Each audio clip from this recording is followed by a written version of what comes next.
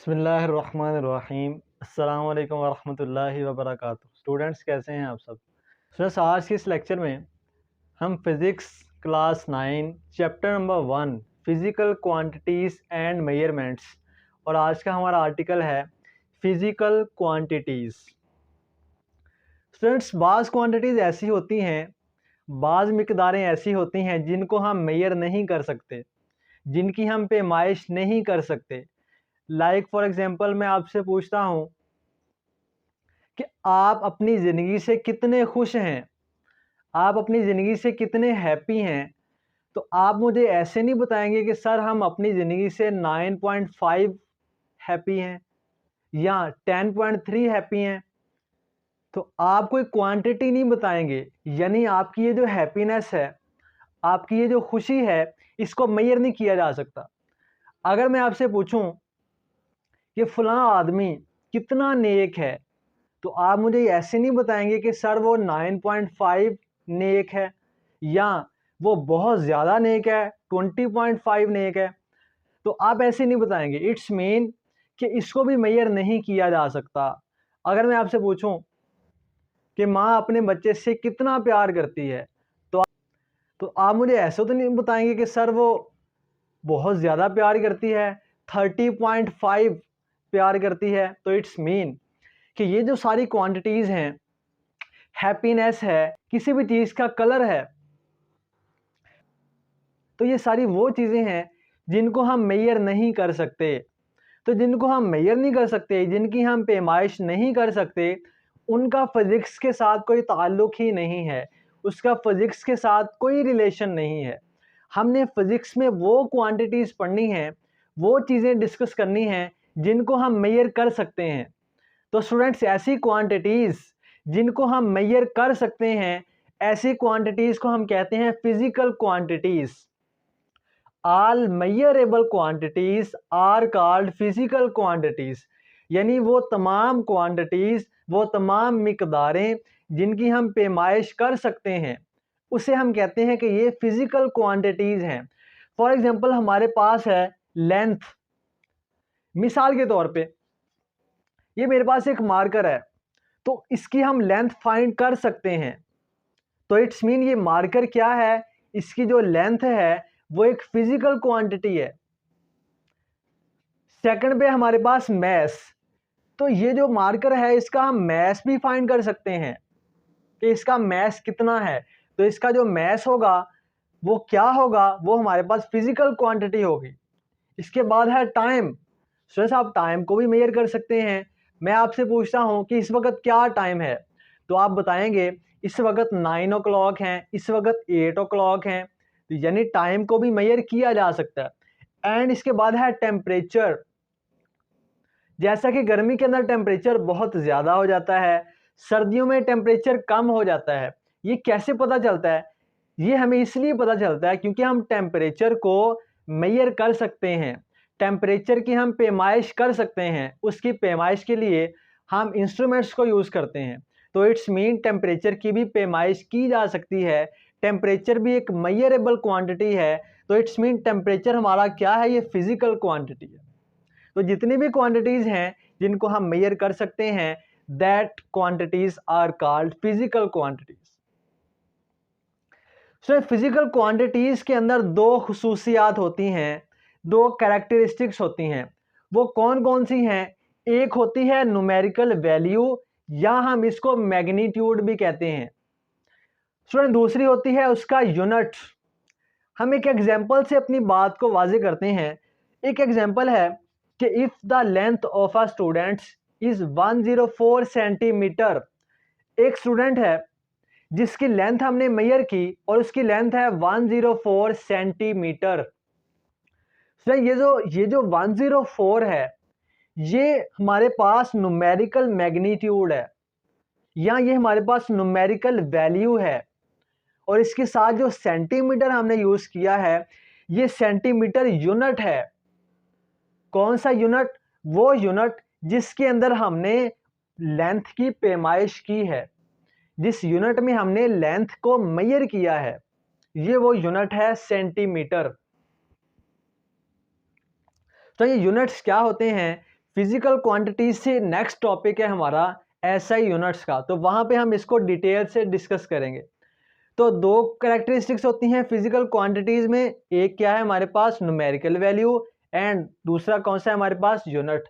हम एक और एग्जांपल लेते हैं और अपनी बात को मजीद क्लियर करते हैं। For example, when a grocer says each bag contains 5 kg sugar, then students आप एक दुकानदार के पास जाते हैं और दुकानदार से जाके आप कहते हैं कि मुझे 5 शुगर दे दें। तो ये जो 5 शुगर आपने बोला है, तो दुकानदार को तो इसकी कोई समझ नहीं आएगी कि ये मुझसे क्या डिमांड कर रहा है। ये मुझसे 5 kg शुगर मांग रहा है या ये मुझसे 5 पैकेट्स ऑफ शुगर मांग रहा है। तो इट्स मीन जस्ट 5 कहना ये मीनिंगलेस है। जब तक हम इसके साथ यूनिट को नहीं ऐड करेंगे, जब तक हम 5 के साथ कोई ना कोई यूनिट नहीं बताएंगे, तब तक हमारी बात मुकम्मल नहीं होगी, तब तक हमारी बात मीनिंगलेस होगी। तो एक दुकानदार कहता है कि हर बैग के अंदर 5 kg शुगर है, हर पैकेट के अंदर 5 kg शुगर है। तो ये जो 5 है, ये 5 हमारे पास है न्यूमेरिकल मैग्नीट्यूड या न्यूमेरिकल वैल्यू, या हम इसे कहते हैं न्यूमेरिकल पार्ट। और ये जो केजी है, ये वो यूनिट है जिसके अंदर हमने ये जो मैस था शुगर का, जिसमें हमने इस मैस को मेजर किया है, ये केजी वो यूनिट है। तो यहां से हमें एक बात पता चली कि फिजिकल क्वांटिटीज के अंदर दो बातें होती हैं। अगर दोनों में से एक बात भी ना हो तो हमारी जो बात है वो इनकम्प्लीट होती है, वो मीनिंगलेस होती है। वो कौन कौन सी दो बातें हमने डिस्कस की हैं? एक है हमारे पास न्यूमेरिकल वैल्यू या न्यूमेरिकल मैग्नीट्यूड एंड सेकंड है हमारे पास यूनिट। तो जब ये दोनों बातें हम बताएंगे तो हमारी बात मुकम्मल हो जाएगी। स्टूडेंट इसके बाद है it would be meaningless to state only 5 are kg, कि यानी जब आप दुकानदार के पास जाके उसे कहते हैं कि मुझे किलोग्राम दे दें, मुझे केजी दे दें, तो ये जो आपने उसे बोला है ये एक मीनिंगलेस है। उसको आपकी बात समझ नहीं आएगी कि ये मुझसे कितने किलोग्राम डिमांड कर रहा है। तो जब तक आप इसके साथ न्यूमेरिकल वैल्यू नहीं लगाएंगे तब तक आपकी बात जो है ये मीनिंगलेस है। तो स्टूडेंट इसके बाद फिजिकल क्वांटिटीज़ को मज़ीद दो टाइप्स के अंदर डिवाइड किया जाता है।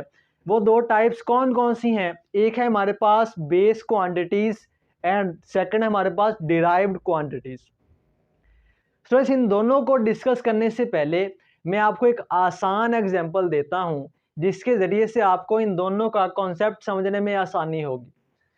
स्टूडेंट्स बास क्वांटिटीज़ इतनी बेसिक होती हैं कि उनको मज़ीद हम एक्सप्लेन नहीं कर सकते, उनको हम मज़ीद डिफ़ाइन नहीं कर सकते।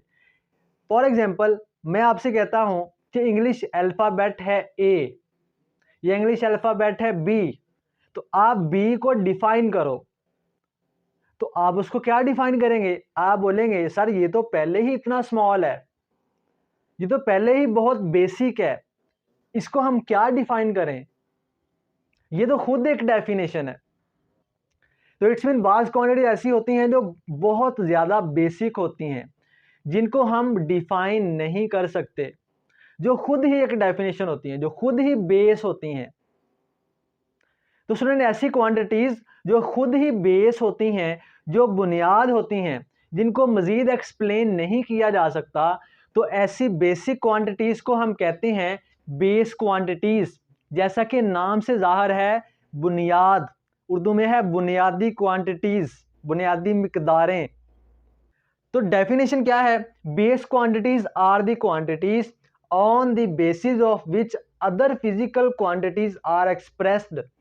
यानी बेस क्वांटिटीज़ ऐसी क्वांटिटीज़ हैं जिनकी मदद से दूसरी क्वांटिटीज़ को एक्सप्रेस किया जाता है। मैंने आपको इंग्लिश अल्फ़ाबेट की एग्जांपल दी कि जो ए बी सी है ये बहुत ज़्यादा बेसिक हैं, इनको मज़ीद डिफ़ाइन नहीं किया जा सकता। इट्स मीन कि ये बुनियाद हैं। लेकिन जब हम 4 से 5 इंग्लिश अल्फ़ाबेट्स को मिला के एक वर्ड बनाते हैं, जैसे हमारे पास एक लफ्ज़ है, एक इंग्लिश का लफ्ज़ है एप्पल। तो ये जो लफ्ज़ एप्पल है ये कितने लफ्ज़ों से मिलके बना है? ये 5 अल्फ़ाबेट से मिलके बना है। A, PPLE, ये जो ए, पी और एल, ई है, ये जो 4 लफ्ज़ हैं, पी इसमें 2 दफ़ा आ रहा है, ये चारों लफ्ज़ क्या हैं? ये इंग्लिश अल्फ़ाबेट हैं। कौन से इंग्लिश अल्फ़ाबेट? जो बहुत बेसिक हैं, जो बुनियाद हैं। हमने क्या किया? हमने बेसिक को उठाया, बेसिक चीज़ों को आपस में जोड़ के एक नई चीज़ बना दी। तो मतलब बेसिक क्वांटिटीज़ को जोड़ के जो हम एक नई क्वांटिटी डिराइव करते हैं, एक नई क्वांटिटी बनाते हैं, एक नई क्वांटिटी अख़ज़ करते हैं, उसे हम कहते हैं डिराइव्ड क्वांटिटीज़।